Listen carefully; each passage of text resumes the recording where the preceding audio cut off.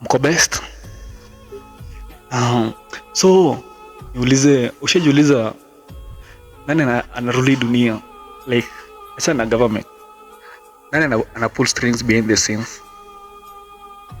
Najua ujui. Mostly,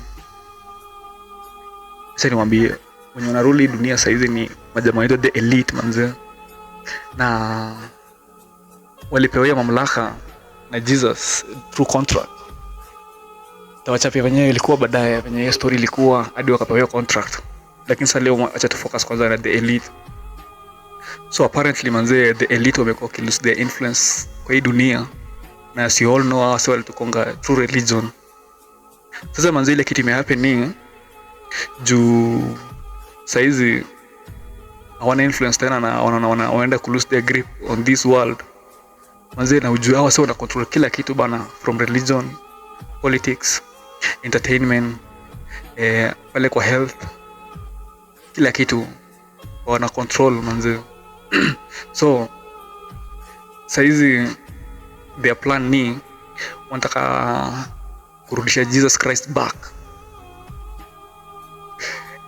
Najua nafikiri ni jaba, lakini wanapanga kurudisha Jesus. Sijui kama unakumbuka pale kwa crucifixion manze, kuna time Jesus alikuwa anabeba hiyo cross, kuna mama fulani alimpanguzanga na kitambaa ya white. Apparently hiyo kitambaa ilipatikana na wakafanya face reconstruction na wakapata face ya Jesus. Saizi wanadai kumclone, alafu atumwa kwa dunia kwa convince, na huyo hawezi kuwa human, atakuwa msee amekloniwa. So unajua siku hizi wana clone kila kitu. Basically alafu atakuwa na actually reptilian. Kama hujaisikia hii dunia manze, kuna ma reptilian, especially ukienda Britain, the US, kuna watu wengi sana wamekuwa cloned na wakakuwa replaced na ma reptilian. So saizi wanataka kufanya hivyo kwa Jesus.